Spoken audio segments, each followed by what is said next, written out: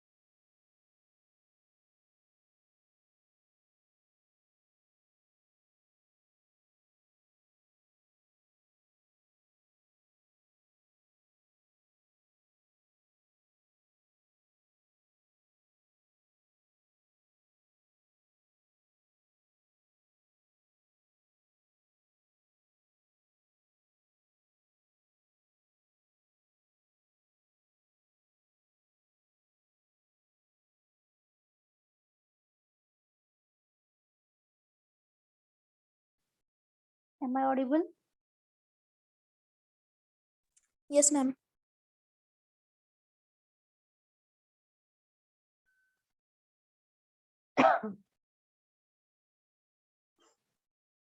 Okay, is the screen visible to all?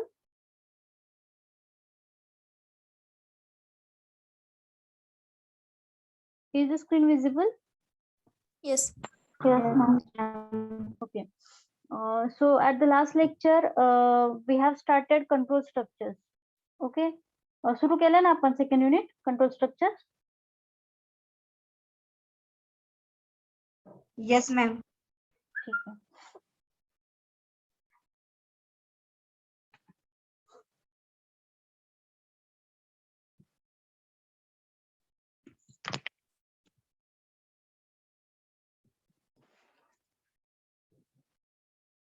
Okay. Just we have to revise the topics, whatever we have learned in the last lecture. So the last lecture we have started control structures. Now, before the control structure, we have executed a program in sequential manner. But with the help of control structures, we can control the execution of the program. Okay, in this case, we are going to learn various conditions. Okay, depends on that condition, we can control the execution of the code, or we can decide how many times that particular block is going to execute with the help of control structures. Okay, in the C language, there are various control structures like if else, then else if ladder, then nested if else, then we have a loops. Again, loops are having while loop, do while loop, for loop, nested for loops, break, continue, and switch case. All these are the control structures.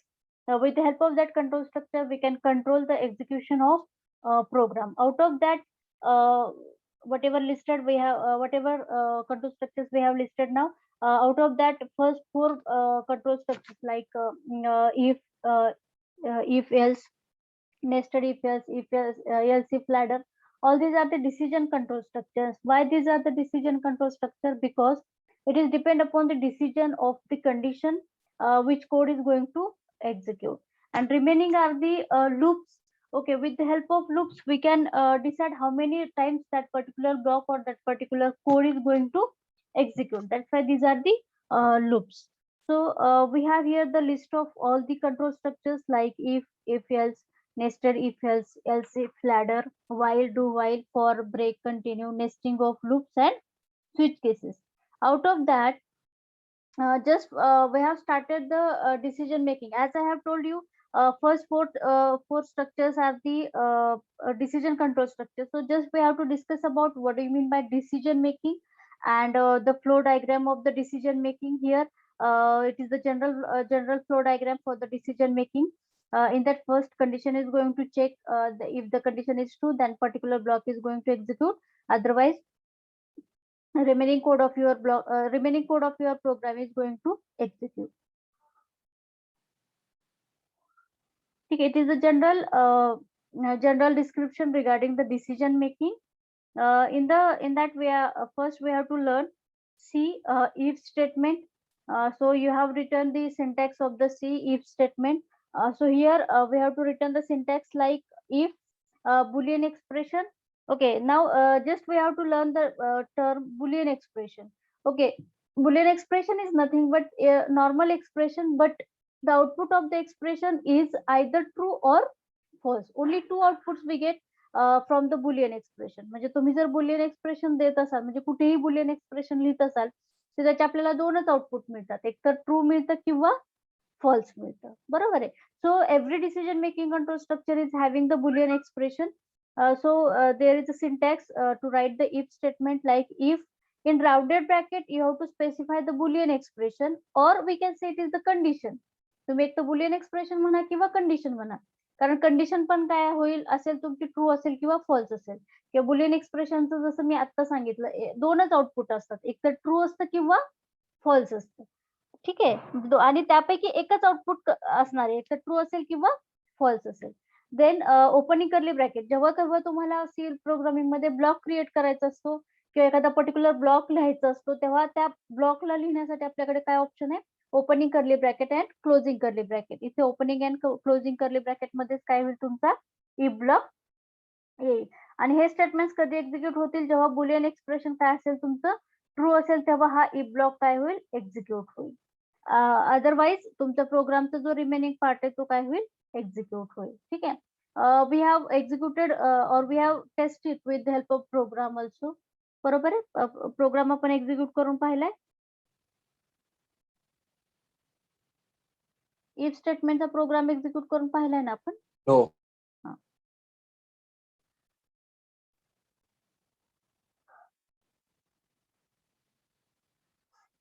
Then we have learn if else statement. If else statement पण झालंय आपलं बहुतेक.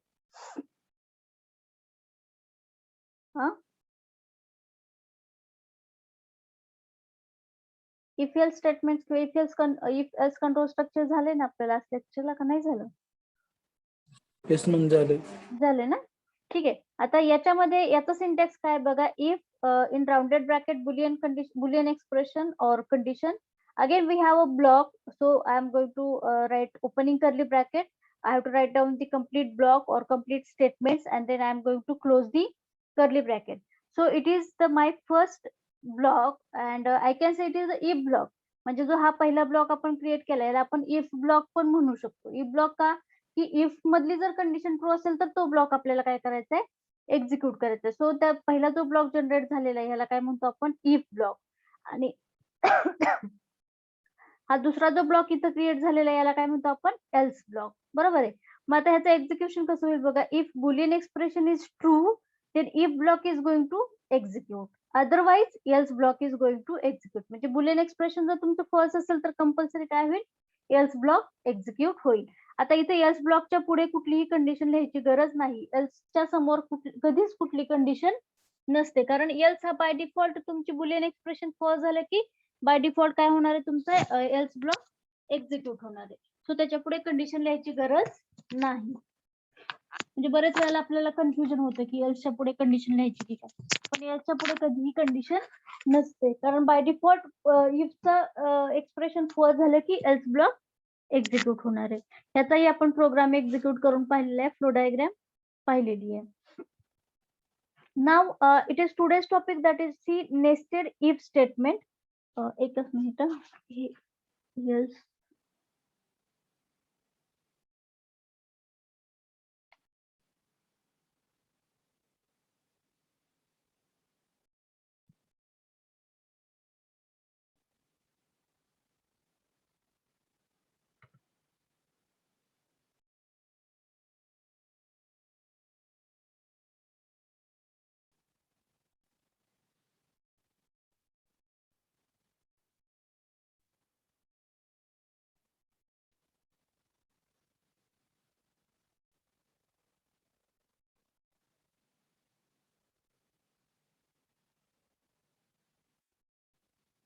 ठीक आहे. आता हे nested if else statement, याला हे कसं म्हणतो आपण, नेस्टेड हा जो वर्ड आहे की नाही, म्हणजे प्रोग्रामिंग लँग्वेज मध्ये नेस्टेडचा अर्थ काय होतो, त्याच स्टेटमेंट मध्ये त्याच्यासारखंच दुसरं स्टेटमेंट ऍड करायचं.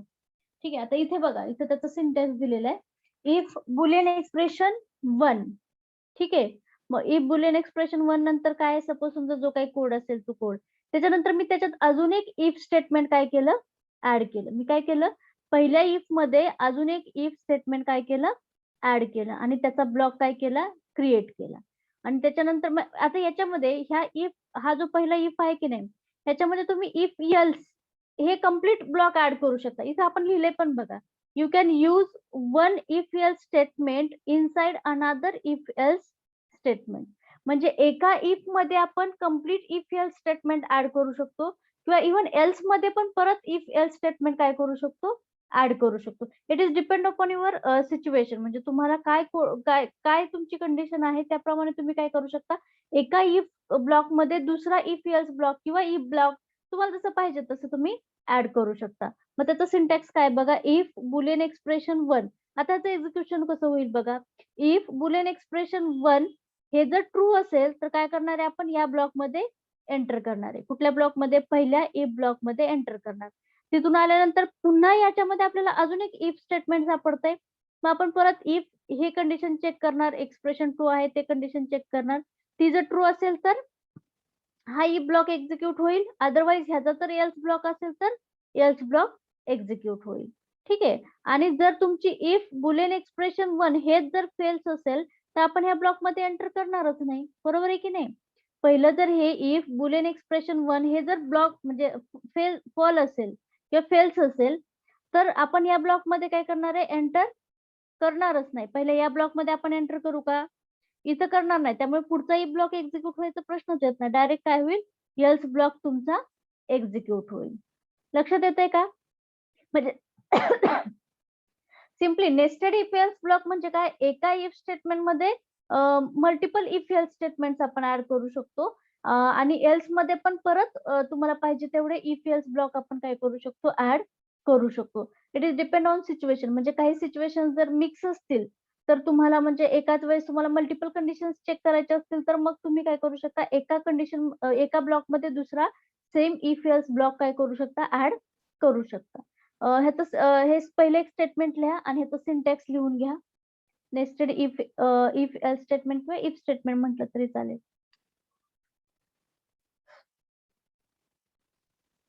मॅम नोट्स आणि एमसीक्यू अजून पण ओपन होत नाहीये.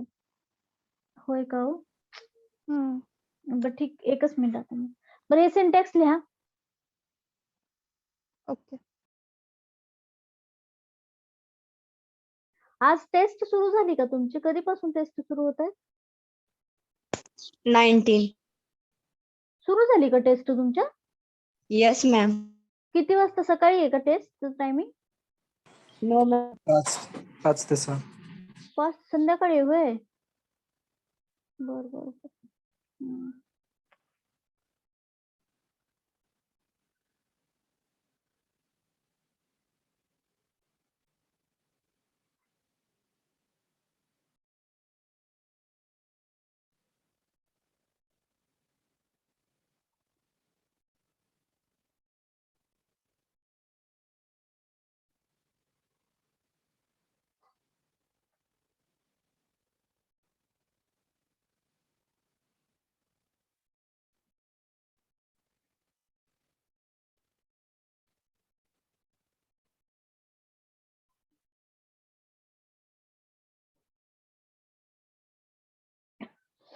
झालं सिंटॅक्स लिहून.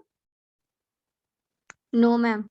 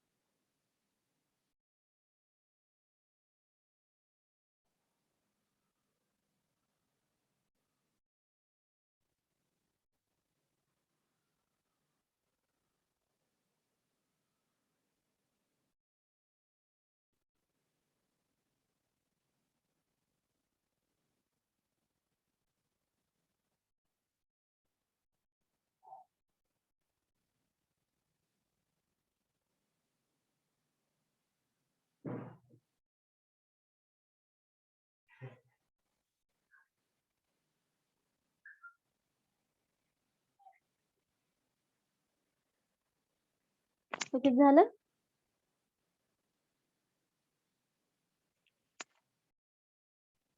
Yes, ma'am. आपण याचं एक एक्झाम्पल बघूयात.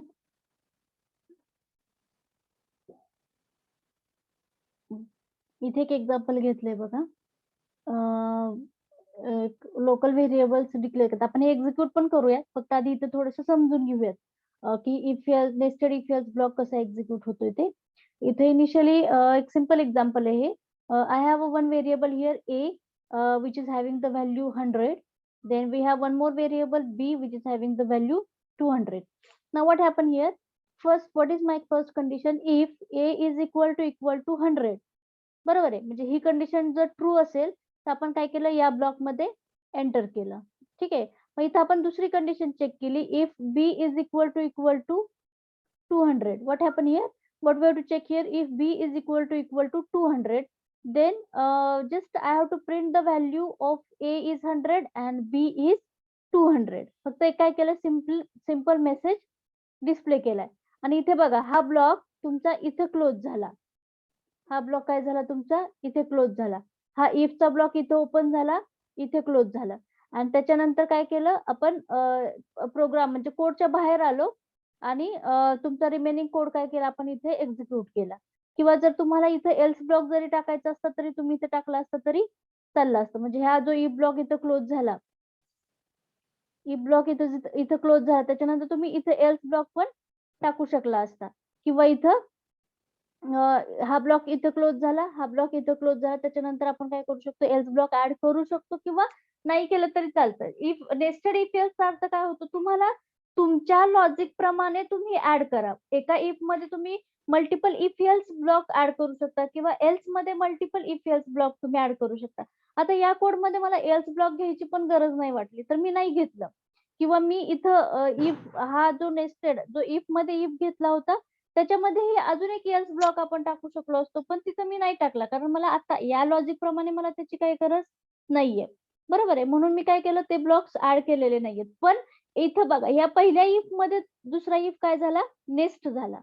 पहिल्या इफ मध्ये हा जो मेन इफ आहे त्याच्यामध्ये काय झाला, हा इफ आपण ऍड करून घेतला. या कॉन्सेप्टला काय म्हणतो आपण, नेस्टेड इफ एल्स स्टेटमेंट किंवा नेस्टेड इफ स्टेटमेंट. एका इफ मध्ये दुसरा इफ काय केला आपण, ऍड करून घेतला. म्हणून या कॉन्सेप्टला काय म्हणतो आपण, नेस्टेड इफ स्टेटमेंट. लक्षात आलं का? आपण आता हे एक्झिक्यूट करून बघूयात ह्याच्यावरती, काय तो दुसरा एडिटर वरती.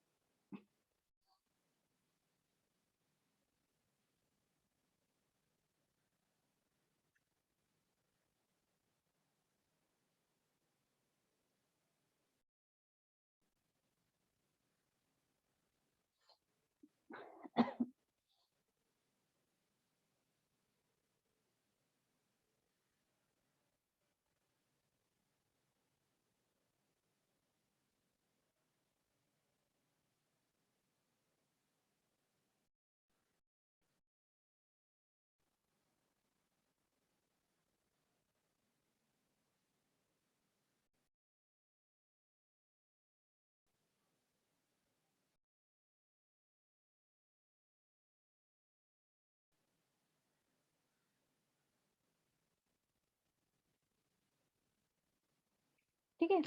आपण काय केलं होतं बघा, इथे सिंपल दोन व्हेरिएबल्स डिक्लेअर करून घेतले होते.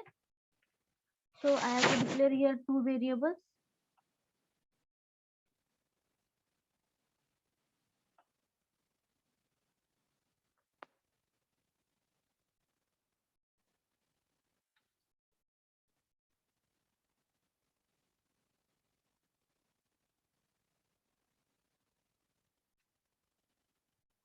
integer a is equal to 100 comma b is equal to 200. Simply मी काय केलं इथं व्हॅल्यू इनिशियलाइज करून घेतल्या. आता आपण काय लिहिणार आहोत, पहिला इफ ब्लॉक लिहिणार आहोत. ठीक आहे. So what I have to write here, if a is equal to 100 is equal to operator आठवतोय ना, कम्पेअर करतोय आपण. इज इक्वल टू याचा अर्थ काय होतो, कंपॅरिझन. म्हणजे a ची व्हॅल्यू जर 100 असेल तर इथे या स्टेटमेंटचा अर्थ काय होतो, a ची व्हॅल्यू 100 असेल तर इक्वल टू ऑपरेटर आठवतोय ना. Yes, ma'am.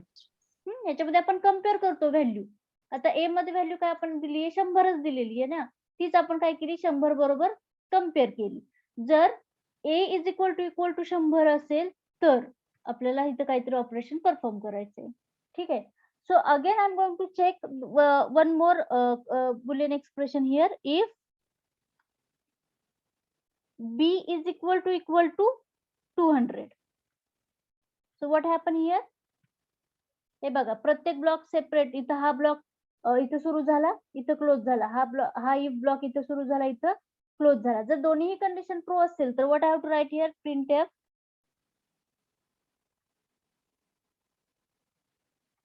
a is equal to %d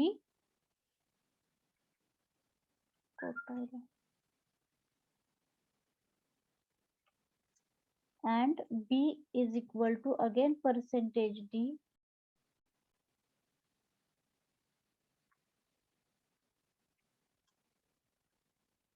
double under comma complete comma a comma b. दोघांच्या व्हॅल्यू काय केल्या आपण स्क्रीनवरती डिस्प्ले केल्या. त्याच्यानंतर मी कुठला ब्लॉक घेतलेला नाहीये. सो जर मला इथं एल्स ब्लॉक घ्यायचा असेल तर मी काय करणार, इथं else I have to create the else block and simply I can write here printf. आता कधी एल्स ब्लॉक कधी एक्झिक्यूट होणार आहे, जेव्हा ह्या दोन्ही कंडिशन फॉल्स असतील किंवा ही कंडिशन फॉल्स असेल त्यावेळेस काय होणार आहे, इथे एल्स ब्लॉक येणार आहे. So I can write here /n. Simply message लिहिला तरी चालेल. Value of a is not matched. Simply काय लिहिलंय मी इथं, मेसेज लिहिलाय. आता हा एल्स पार्ट कधी एक्झिक्यूट होणार आहे, कारण तुमची a इज इक्वल टू 100 ही कंडिशन जर तुमची फेल्स झाली तर एल्स ब्लॉक एक्झिक्यूट होणार आहे. आणि ही कधी फेल्स होणार आहे, जेव्हा a हा तुमचा 100 नसेल. बरोबर आहे. त्यावेळेस काय झालं, तुमची कंडिशन फेल्स झाली. ही कंडिशन फेल झाली की काय झालं, हा एल्स ब्लॉक एक्झिक्यूट झाला. मग तिथे आपण सिम्पली एक मेसेज दिलाय, value of a is not match. तुम्हाला काय म्हणजे दुसरा कोड एक्झिक्यूट करायचा असेल तर आपण इथं करू शकतो, नो प्रॉब्लेम. मेसेज लिहायचा असेल तर मेसेज पण लिहू शकतो. आपण आता त्याचं एक्झिक्युशन चेक करूया. हे बघा, आता दोन्ही कंडिशन ट्रू झालेत आपल्या. If a is equal to 100, कारण a मध्ये पण व्हॅल्यू काय आहे तुमची 100 आहे. की आपण हे 100 बरोबर कम्पेअर केली तर कंडिशन आता दोन्ही 100 इक्वल आहेत. बरोबर आहे. म्हणजे कंडिशन काय झाली तुमची, किंवा हे बुलियन एक्सप्रेशन काय झालं तुमचं, ट्रू. आपण या ब्लॉक मध्ये आलो. या ब्लॉक मध्ये आल्यानंतर पुन्हा दुसरी एक कंडिशन आपल्याला मिळाली, b इज इक्वल टू 200. इथं b पण काय आहे, 200 आहे. बरोबर आहे. मग b ही पण कंडिशन ट्रू झाली, म्हणून a ची आणि b ची व्हॅल्यू काय झाली, स्क्रीनवरती डिस्प्ले झाली. a ची आणि b ची व्हॅल्यू काय झाली, स्क्रीनवरती डिस्प्ले झाली. लक्षात येते का हे कोड एक्झिक्युशन? Yes ma'am. ठीक आहे. आता आपण काय करू, तिथे जरा व्हॅल्यू चेंज करू. a ची व्हॅल्यू चेंज केली. आता a ची व्हॅल्यू काय आहे, 10. a ची व्हॅल्यू काय केली आपण इथं, 10. Now what happen here, if a is equal to 100 म्हणजे काय याचा अर्थ झाला, 10 इक्वल टू 100 ही कंडिशनच काय झाली तुमची, 100 आणि 10 इक्वल आहेत का? No, false condition. Condition false झाली तुमची. म्हणजे कुठला ब्लॉक एक्झिक्यूट होईल, else part. Else block execute होईल. पुढचा बी चेक करायची गरजच नाहीये, कारण आपण या ब्लॉक मध्ये एंटर होतच नाही, या ब्लॉक मध्ये येत नाही. म्हणजे पुढचा हाही ब्लॉक एक्झिक्यूट व्हायची किंवा हा चेक व्हायचा प्रश्नच येत नाही. ठीक आहे. So what happened here? Else block is going to execute and the message is going to display value of A is not matched. Okay. Now what happened here if I'm going to change the value of B? आता काय होईल इथं?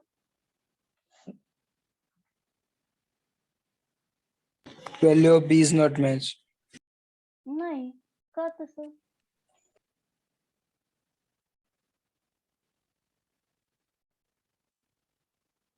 A is equal to 100 भेटेल ना direct. हम्म. Ma'am b is equals to 200 लिहिलंय आणि वर 20 लिहिलंय बी ची व्हॅल्यू. हो ना, मीच चेंज केली की व्हॅल्यू. मग तेच विचारते मी, हे जर 20 केलं तर काय होईल? आता बघा A इज इक्वल टू 100 आहे. इथपर्यंत clear. A is equal to काय केलं आपण आता? 100 केलं. पहिल्यांदा मी ही कंडिशन चेक करणार. If A is equal to 100 म्हणजे 100 इज इक्वल टू 100 कंडिशन काय झाली तुमची? ट्रू. ट्रू. आपण या ब्लॉक मध्ये आलो. या ब्लॉक मध्ये आल्यानंतर पुन्हा आपल्याला दुसरी कंडिशन चेक करायची. B इज इक्वल टू 200 आणि इथं काय होतंय? B ची व्हॅल्यू किती आहे तुमची इथे? 20. बरोबर आहे. 20 इक्वल टू 200 कंडिशन काय झाली तुमची? फॉल्स. फॉल्स. म्हणजे हे False. प्रिंटफ स्टेटमेंट एक्झिक्यूट व्हायचा प्रश्नच येत नाही ना. तुम्ही या इफ ब्लॉक मध्ये एंटरच करत नाही ना. ही कंडिशन जर तुमची फॉल्स झाली तर इथं आत येतच नाही ना तुम्ही. बरोबर आहे की नाही? लक्षात येतंय का? हॅलो. Yes, ma'am. हा, मग आता याचं आउटपुट आपल्याला मग- काहीच मिळणार नाही. Else part पण नाही घेणार. नाही ना, कारण ही कंडिशन ट्रू निघाली ना तुमची. पहिली ही कंडिशन ट्रू आहे ना. या ब्लॉक मध्ये तुम्ही एंटर केलं की, बरोबर आहे. ह्या पहिली इफ कंडिशन ट्रू मिळाली म्हणजे एल्स पार्ट कधी कसाच एक्झिक्यूट नाही होऊ शकत. जर ही पहिली इफ कंडिशन फॉल्स असेल तरच एल्स पार्ट एक्झिक्यूट होईल. मग तुम्ही इथे अजून एक एल्स ब्लॉक लिहू शकता. If b is equal to 200 असेल तर व्हॅल्यू प्रिंट करा. Otherwise you can add here one more else block. And I can simply write here printf /n value of B is not matched. End with semicolon. आता ह्या else ब्लॉकला supporting block कुठला आहे? हा ही block आहे. मग मी इथं काय म्हणलं? बी इज इक्वल टू 200 असेल तर ए आणि बी ची व्हॅल्यू स्क्रीनवरती डिस्प्ले करा.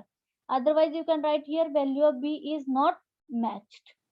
Value of B is not match. किंवा तुम्हाला दुसरा कुठला कोड एक्झिक्यूट करत असेल तर तुम्ही करू शकता, किंवा तुम्हाला काही वेगळा मेसेज द्यायचा असेल तर तुम्ही लिहू शकता. काहीच प्रॉब्लेम नाही. So we have to check here what happen. बघा इथे आला आता value of B is not match. कारण हे इफ स्टेटमेंट आहे, हे आपलं काय झालंय? फेल्स आहे. ही कंडिशन काय झाली आपली? फेल आहे. कारण बी 20 आहे आणि इथं आपण तो कम्पेअर कशासोबत केलेला आहे? 200 बरोबर. बरोबर आहे. 20 is equal to 200. 20 is equal to 200 बरोबर होईल का कंडिशन? कंडिशन काय असेल तुमची? फॉल्स. मग कुठला पार्ट एक्झिक्यूट होईल? हा एल्स ब्लॉक एक्झिक्यूट होईल. कुठला ब्लॉक एक्झिक्यूट होईल? हा एल्स ब्लॉक एक्झिक्यूट होईल. लक्षात येते का? कन्फ्युजन होतंय?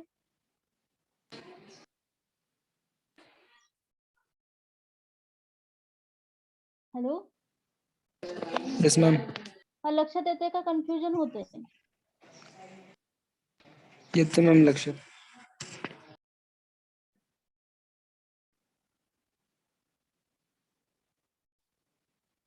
ठीक आहे. आता अजून एक पार्ट म्हणजे जसं मी तुम्हाला काल सांगितलं, तुमचा complete if else block execute झाला म्हणजे एकतरी ब्लॉक होईल किंवा एल्स ब्लॉक होईल. तो झाल्यानंतर तुमचा जो रिमेनिंग प्रोग्रामचा पार्ट असतो तो पण काय होतो? कम्प्लीट एक्झिक्यूट होतो. Just I have to write here welcome message.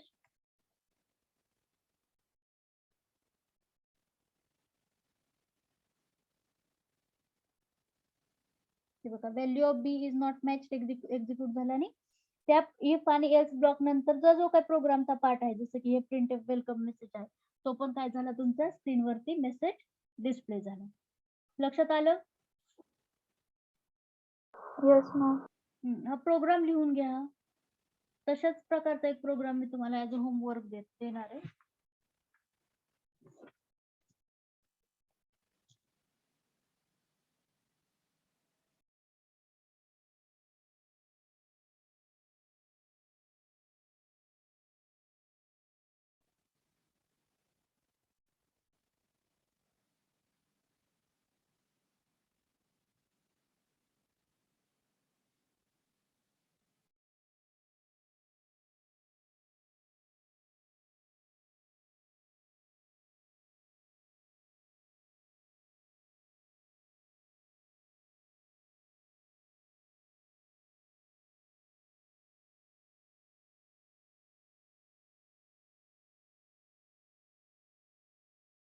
Actually काय झालंय इकडे जर इलेक्ट्रिसिटीचा प्रॉब्लेमच आहे आणि माझा मोबाईल पण डिस्चार्ज झालाय.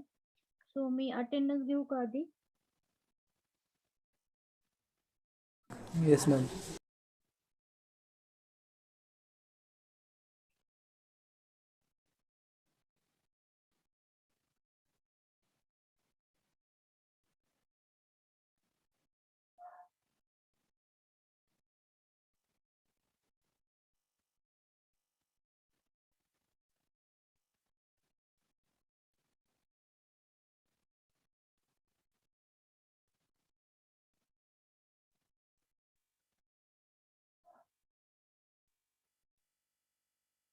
Roll number 1, Yes, ma'am. 2, yes ma'am. 3, 4, Present. 5,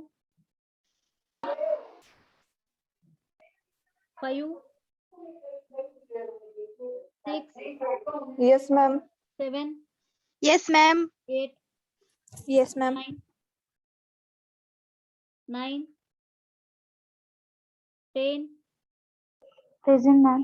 11, Yes, ma'am. 12, Yes, ma'am. 13, Present. 14, Present. 15, Yes, madam. 16, 17, Present. 18, Present. 19, 20, Present, ma'am. 21, Yes, madam. 22, Yes, ma'am. 23, Present, ma'am. 24, Present. 25, Present. 26, 27, Yes, ma'am. 28, Yes, ma'am. 29, 30, Present, ma'am. 31, Present. 32, Present, ma'am. 33, Present, ma'am. 34, 34,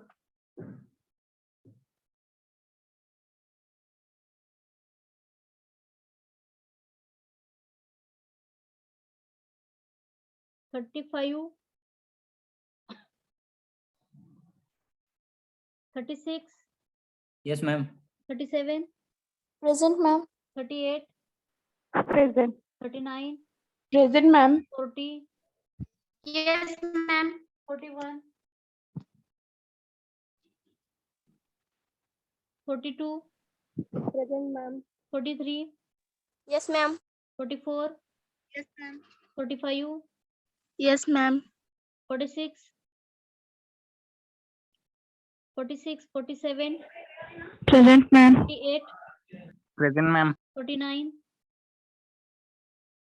49, 50, Present, ma'am. 51, Yes.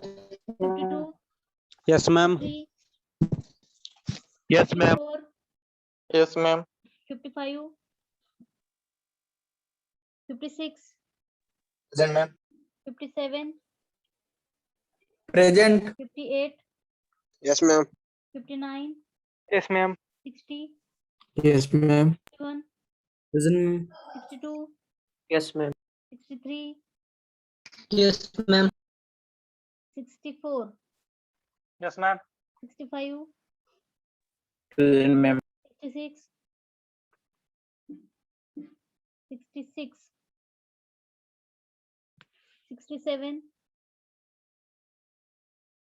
68, 69, Yes, ma'am. Yes, ma'am. 70, Yes, ma'am.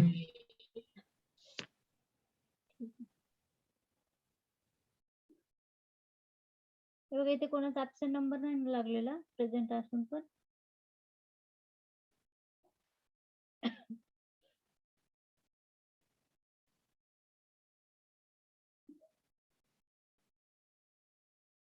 Okay, हा code लिहून घ्या.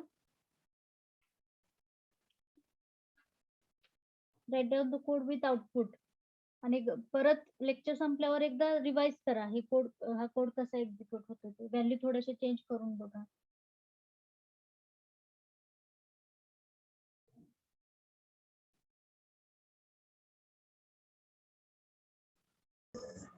Madam 41 present आहे.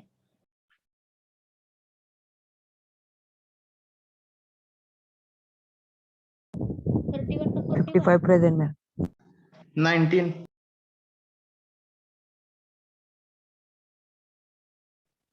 41 ma'am. 19, ma'am.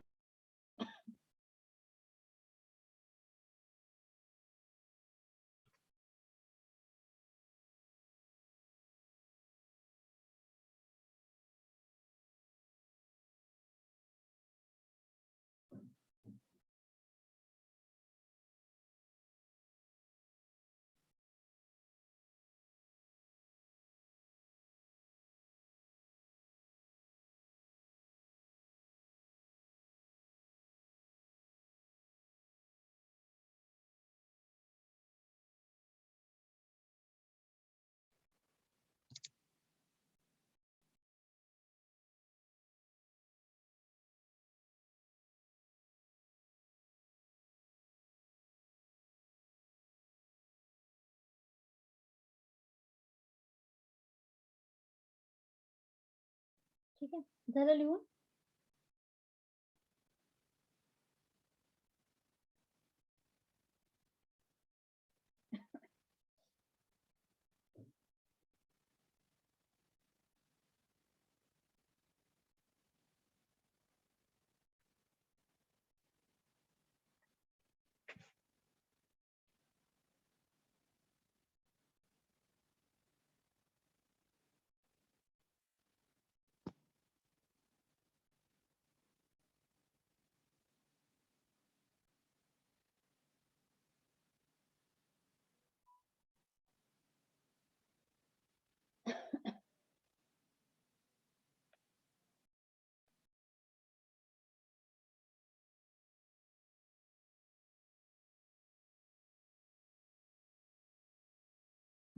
Write down one problem statement.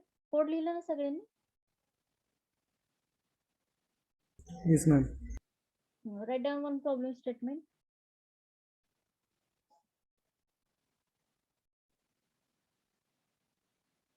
Find the largest number. Find the largest number from three numbers. Find the largest number from three numbers. म्हणजे 3 number घ्यायचे आणि 3 number मधून जो largest number आहे तो काय करायचा आहे, फाइंड आउट करायचा आहे.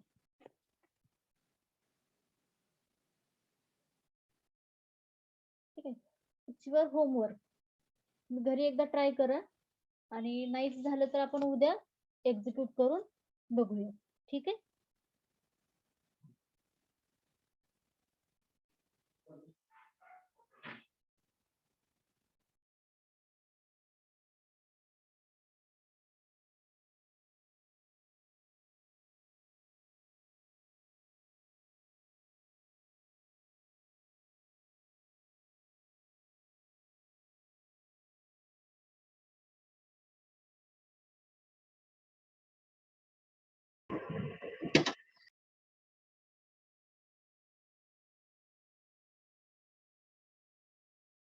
Yes, ma'am. आता मी जस्ट तुम्हाला थोडस लॉजिक सांगते. याच्यामध्ये काय करायचे, 3 नंबर घ्यायचे. आता 3 नंबर घ्यायचे म्हणजे तुम्हाला 3 व्हेरिएबल्स घ्यायला लागतील, बरोबर आहे. इंटिजर टाइपचे 3 व्हेरिएबल घ्यायचे. त्याच्यामध्ये व्हॅल्यू इनिशियलाइज करायच्या, म्हणजे व्हॅल्यू त्याला देऊन ठेवायच्या. आणि पहिला नंबर आहे की नाही, तो दुसऱ्या आणि तिसऱ्या नंबर बरोबर कम्पेअर करायचा. पहिला नंबर काय करायचा, दुसऱ्या आणि तिसऱ्या नंबर बरोबर कम्पेअर करायचा. म्हणजे पहिला नंबर जर दुसऱ्या नंबर पेक्षा मोठा असेल तर पुन्हा काय करायचं, पहिला नंबर तिसऱ्या नंबर पेक्षा मोठा आहे की नाही चेक करायचं. ठीक आहे. अदरवाईज जो तुमचा तिसरा नंबर आहे तोच काय असेल, मोठा असेल. ठीक आहे. ही काय तुम्हाला जस्ट तुमचं लॉजिक डेव्हलप होण्यासाठी हे प्रॉब्लेम स्टेटमेंट दिलेलं आहे. आणि ही हिंट देते मी तुम्हाला की पहिला नंबर दुसऱ्या 2 नंबर बरोबर कम्पेअर करायचा. आणि तो जर मोठा असेल तर तो पहिला नंबर डिस्प्ले करायचा की तो मोठा आहे म्हणून. एल्स दुसरा नंबर तिसऱ्या नंबर बरोबर कम्पेअर करायचा.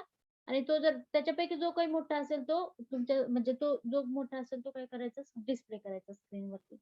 पण दुसरा फक्त इथे तिसऱ्यासोबत करायचं का कम्पेअर? हा, बाकीचे दुसरा फक्त तिसऱ्या सोबतच कम्पेअर करा. पहिल्यासोबत का नाही?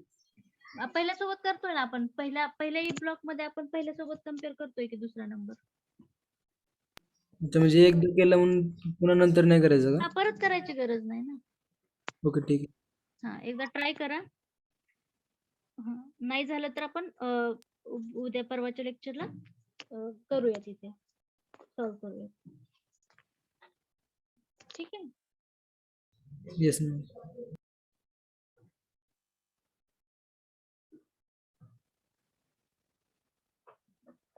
Now, the next heading or the next control structure is C else if ladder. What is our next control structure? That is C else if ladder. आता else if ladder मध्ये काय होतं, जेव्हा तुमच्याकडे मल्टिपल कंडिशन्स असतात, म्हणजे खूप सगळ्या कंडिशन्स असतात आणि त्याच्यापैकी तुम्हाला एकच कंडिशन काय करायची, चेक करायची आहे, बरोबर आहे. एकच कंडिशन काय करायची, चेक करायची असेल तर आपल्याला काय यूज करावं लागतं, else if ladder control structure use करावं लागतं. याच्यामध्ये लिहिलंय बघा, an if statement can be followed by an optional else if else statement which is very useful to test various conditions using single if else if statement. जसं की मी तुम्हाला आता सांगितलं, जेव्हा तुमच्याकडे खूप सगळ्या कंडिशन्स आहेत, त्याच्यातली एक्झिक्यूट तर तुमची कुठली तरी एकच होणार आहे, पण तुमच्याकडे कंडिशन्स आहेत आणि त्या सगळ्या तुम्हाला काय करायच्या, चेक करायच्या, बरोबर आहे. मग त्यावेळेस तुम्हाला काय करावं लागतं, else if ladder हा कंट्रोल स्ट्रक्चर यूज करायला लागतो, बरोबर आहे. आता त्याचं सिंटॅक्स काय बघा, if Boolean expression 1, if Boolean expression 1, जर इफ बुलियन एक्सप्रेशन 1 ही जर कंडिशन ट्रू झाली तर हा इफ चा ब्लॉक काय होईल, एक्झिक्यूट होईल. जर ही कंडिशन फेल्स झाली तर पुढचा ब्लॉक आपण चेक करणार आहे, एल्स इफ पुढची कंडिशन, ही कंडिशन जर ट्रू झाली तर हा ब्लॉक एक्झिक्यूट होणार आणि आपण कम्प्लीट ह्या कंट्रोल स्ट्रक्चरच्या काय होणार, बाहेर येणार. म्हणजे एका वेळेस काय होईल, फक्त एकच कंडिशन ट्रू असेल आणि तीच कंडिशन काय होईल, तुमची एक्झिक्यूट होईल. सगळ्याच्या सगळ्या कंडिशन एक्झिक्यूट होणार नाहीत, बरोबर आहे. मग इथं काय होतं बघा, तसं इन केस जर तुमचं हे पहिलंच एक्सप्रेशन ट्रू झालं तर हा ब्लॉक एक्झिक्यूट होईल आणि तुम्ही कम्प्लीट कंट्रोल स्ट्रक्चरच्या काय होता, बाहेर येत आणि तुमच्या प्रोग्रामचा जो रिमेनिंग कोड आहे तो एक्झिक्यूट होतो. किंवा कधी कधी काय होतं, हा इफ बुलियन एक्सप्रेशन हे फॉल्स होतं, बुलियन एक्सप्रेशन 2 हे पण फॉल्स होतं, बुलियन एक्सप्रेशन 3 हे पण फॉल्स होतं. जेव्हा तुमचे सगळेच इफ आणि एल्स ब्लॉक फॉल्स होतात किंवा कंडिशन्स फॉल्स होतात, त्यावेळेस फक्त काय होतं, हा एल्स ब्लॉक तुमचा एक्झिक्यूट होतो. त्यावेळेस काय होतं, फक्त तुमचा एल्स ब्लॉक एक्झिक्यूट होतो. पण जोपर्यंत तुम्हाला ट्रू कंडिशन मिळत नाही तोपर्यंत काय होतात, हे एक्सप्रेशन चेक होत राहतात. म्हणजे हा पहिला बुलियन एक्सप्रेशन 1 चेक होईल, तो जर ट्रू असेल तर हा ब्लॉक एक्झिक्यूट होईल आणि तुम्ही कम्प्लीट कंट्रोल स्ट्रक्चरच्या बाहेर आहात. पण तो जर फॉल्स असेल तर पुढचा ब्लॉक चेक होईल किंवा पुढचं बुलियन एक्सप्रेशन चेक होईल, that is boolean expression number 2 check होईल. ते जर फॉल्स असेल तर बुलियन एक्सप्रेशन नंबर 3 चेक होईल आणि ते जर फॉल्स असेल तर तुमचा एल्स ब्लॉक एक्झिक्यूट होईल. किंवा हे जर ट्रू असेल तर हा पर्टिक्युलर ब्लॉक एक्झिक्यूट होईल आणि तुम्ही कम्प्लीट कंट्रोल स्ट्रक्चरच्या बाहेर या. लक्षात येते ह्याचं एक्झिक्युशन. जस्ट सिंटॅक्स लिहा तुम्ही, कारण हे ना प्रोग्राम पाहिल्याशिवाय तुमच्या असं लक्षात येणार नाही. म्हणजे हे थेरोटिकल नुसतंच बडबड करणं होतं. प्रोग्राम पाहिला की मग तुमच्या लक्षात येईल.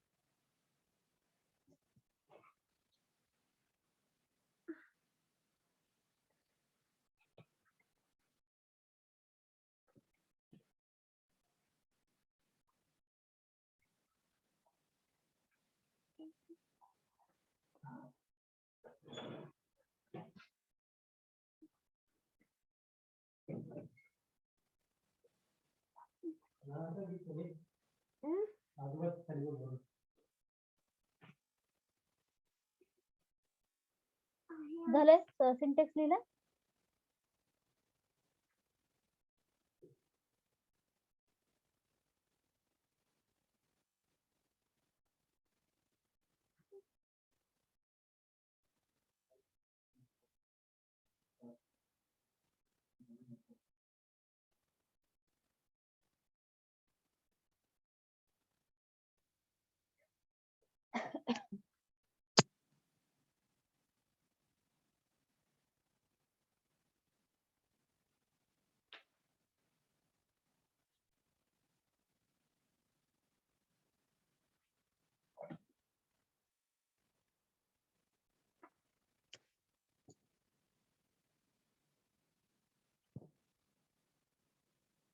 ते परमिशन्स चेंज करते मी ते ह्याच्या तुम्हाला दिलेले PDF आणि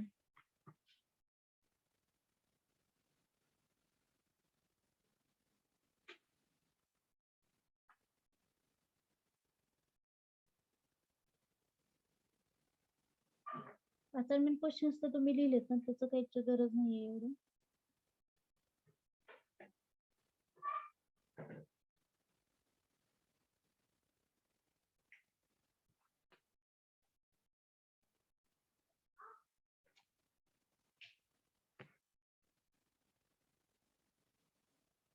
झालं का सिंटेक्स लिहून? हॅलो. Yes ma'am. मी आता असंही वेळ संपलेलाच आहे आणि हे माझा मोबाईल पण डिस्चार्ज होईल. So before that I will change the permission. What I have shared you.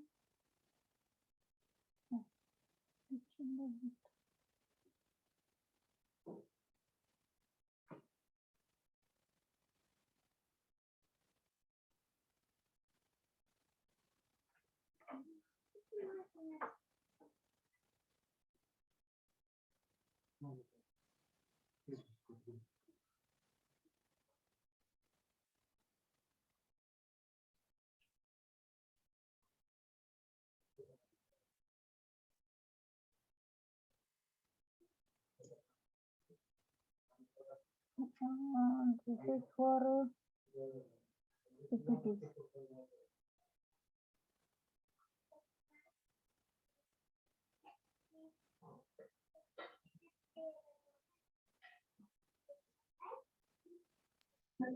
ते ओपन होत नाही ma'am.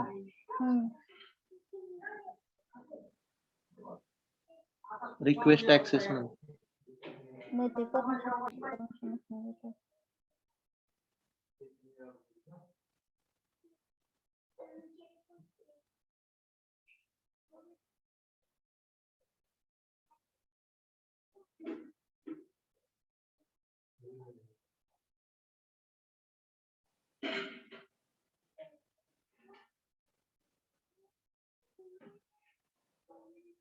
Now you can access.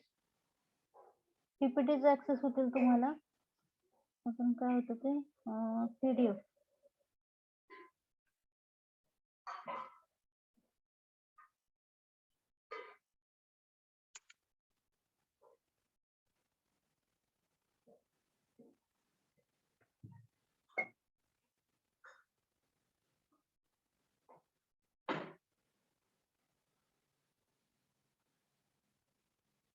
इथे आय थिंक पीडीएफ आहे ना. हे गुगल ड्राईव्ह येते का? सेकंड लिंक वरती क्लिक केल्यावर. Yes ma'am. हा, मग इथे असाइनमेंट 1 इथेच आहे बघा. इथे तुम्ही ओपन करू शकता. काही हे ओपन होत नाहीये. नाही होत मॅम ते. मग आमचं ड्राईव्ह ओपन होते. तुमचा ड्राईव्ह नाही ओपन होणार. मी ह्या ड्राईव्हला शेअर केलंय ना. ड्राईव्हची लिंक आहे मॅडम ती. हा, ड्राईव्हची लिंक आहे, पण ही ते का एफ डिव्हिजनचा ड्राईव्ह आहे त्याची लिंक आहे. हा, तिथे शेअर करूयात आपण.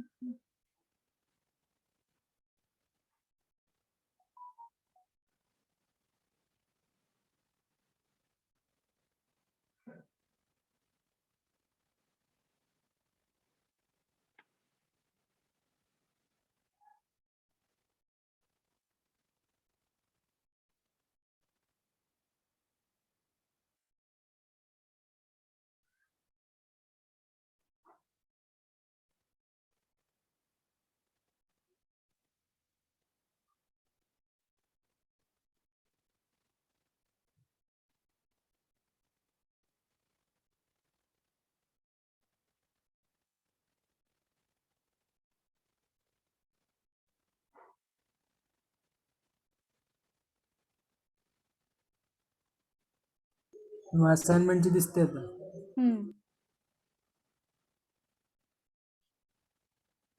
ठीक आहे. हे लास्ट काय होतं पीडीएफ ना. हा, फर्स्ट आणि लास्ट दिसते, मिडल वेल नाही दिसत. मिडलवर दिसते, हे दिसत नाही.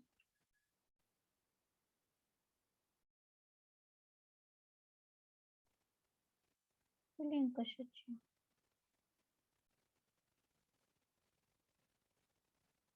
हे पण असाइनमेंटचीच लिंक झाली.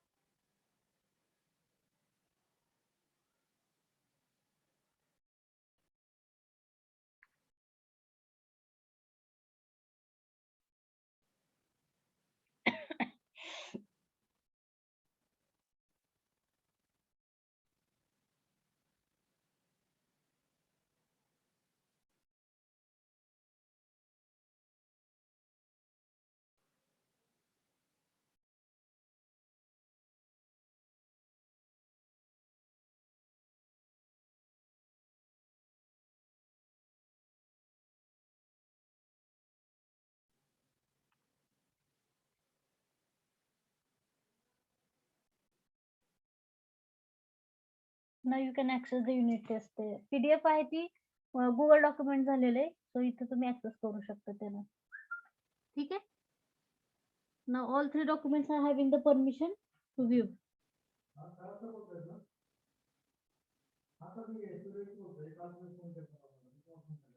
It's okay. We have to stop here. Tomorrow we will learn the whatever problem statement I have given to you and LCF ladder. ते आपण काय करूयात नेक्स्ट लेक्चरला. एक्झिक्यूट करून बघू. ठीक आहे. So I have to stop here. हा madam परवा दिवशीचं लेक्चर नाही दिसत. परवा दिवशीचं लेक्चरचं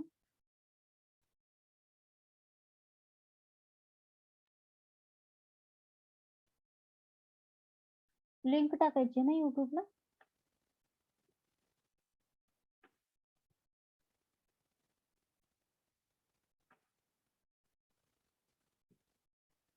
ठीक आहे, मी करते त्याची लिंक शेअर करते. No problem.